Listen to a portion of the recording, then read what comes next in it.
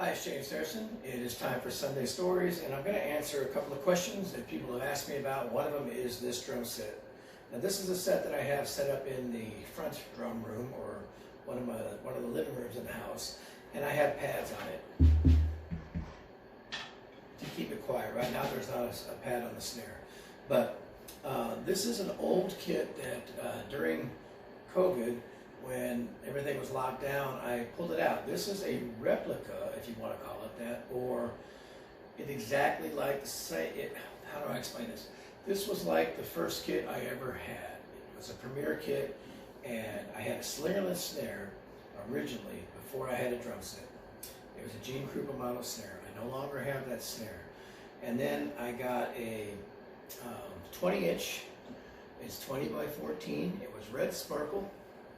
These are mahogany shells, and the 8 by 12 and the 14 by 14 floor tom, they were all red sparkle, and they had these die-cast Premier hoops and stuff on them. And then I had a Premier 2000 snare drum. I still have that snare drum. It's not set up right now. It's in a storage, in a box. And then I have these Premier lock-fast stands, okay?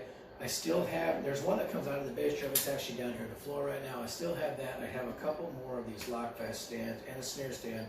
I'm not using the snare stand right now. I traded that kit in when I was in 7th grade, and I think I told this story once. I traded that kit in, and I got a gray shimmer kit that was a 5-piece. It was a 22-inch bass drum with a 12, a 13, and a 16.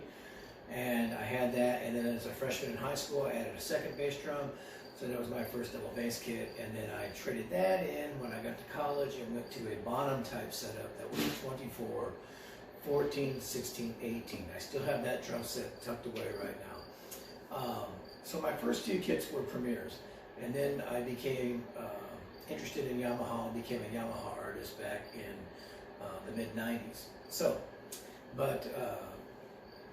Back in 1987, I moved to Boise to pursue a master's degree, and I was going to be teaching drum set at the university and working with the drum line at Boise State. And through a girl that I had met and was dating, who lived in Canyon County, which was the next county over, I'm going to her house one day. I stopped at, she showed me a local music store, and I pulled in, and again, I think I might have told the story. I could see this kit stacked up, 20-inch, 14-inch, 12-inch, red sparkle. I'm like, that's just like the first kit I ever had. I went in there. Now, I'm drawing a blank on the guy who owned the store. His name was Don, I think. But the store was called American Music in Caldwell, Idaho. And the finish, the red sparkle was cracked and breaking up all over the kit. But I just wanted to have the kit because it was like the first one. It was like I just kind of wanted to have that. It was exactly like my first kit. So I went ahead and bought the kit. I paid $150 for the whole thing. And I eventually ordered some stuff out of Modern Drummer magazine that was this covering. And you could get black or white, or they had, for $10 more, you could get like a salmon pink and Kelly green, canary yellow, and I can't remember what the other color was. Maybe it was just 3. And I decided to get pink just because it was different. And I covered these drums in pink, and they were pink for years. I still have some of that material, and I could redo it if I want. I thought about redoing it back in red sparkle.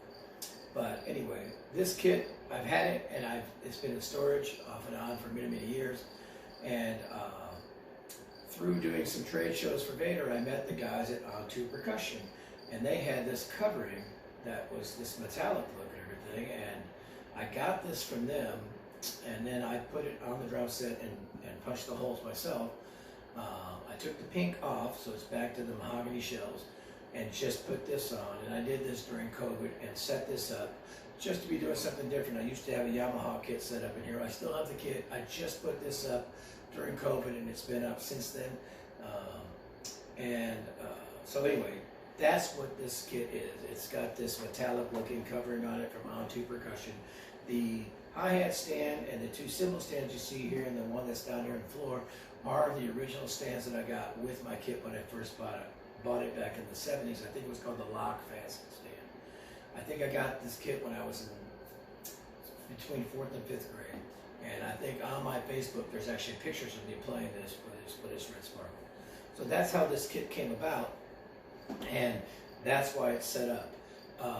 Most of the time, I'm playing Yamaha drums, but during COVID, and I did a story on my Slingerland kit, which is over there. That was just because I've collected a few kits over time, and of course I've sold a lot of them and stuff like that. And most of them are, I guess you would say, kind of vintage type thing. This kit, I'm going to say that however old you are when you're in 5th grade, what is that, 10, 11, 4th and 5th grade, somewhere in there. So this kit, I would have gotten it, at this point 50 years ago. So I've had it for a long time. So it's a special attachment to me. It's a great little sounding drum set. The cast tubes are great and everything. I'm not saying it's better than anything that's out there today. I'm saying that this was a sentimental attachment. And I put it up during COVID because there was nothing else to do. That's why this kit is set up. That's the story behind this. And again, I've got these Vader pads on here so I can practice.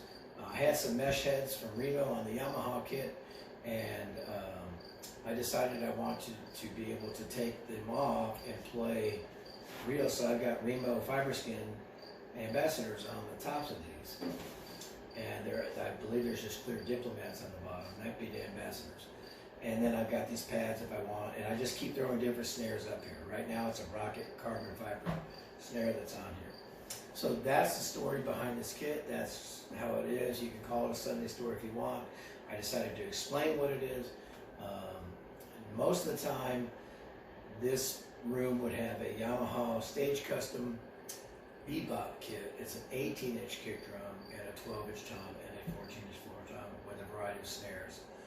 And I also have a Yamaha Birch Custom Absolute that has an 18-inch bass drum, and it's a 10, 12, 14.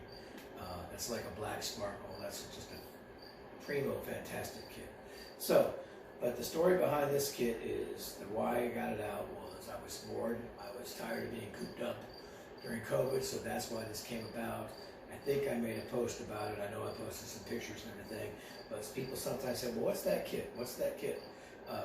There's what it is. I tried to put the camera far enough that you can see a little bit more of the bass drum head and stuff like that. So that's all it is. Sabian quiet tone practice cymbals up here. I'm a Sabian guy. So when I'm working on like stick control or something like that, I can keep it, low volume if I need to. Sometimes I'll drop the snare a little bit, leave these pads on, and I'll put a quiet tone drum mute on the snare because I don't like the way that these pads delay the response of the snare. And then I can do brush work on the stuff on that if I need to. So that's what this kit is. And usually I explained this in one of my videos last week. Sometimes I take these brushes and I'll just throw them inside the Vader stick thing here, and I get it out of the way of the cymbal there, and use them like that.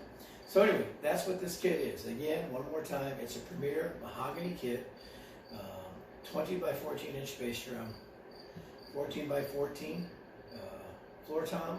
It still has the internal muffles on it, and it still has the die-cast hoops, and the tom, I'm using a rims mount on it, but I still have the original mount on the bass drum, and it's still underneath this mount on the tom if I want to put it there. But it's attached to the stand over here right now instead of the bass drum. That way if I want to shoot a video and I want to get it out of the way, it's a lot easier to do that than just to take everything off. But that's what this kit is for those asking. Now you know. There's my Sunday story on this kit and why I had to have it. It's because it's just like the first one I ever had from like 4th or 5th grade. So there you go.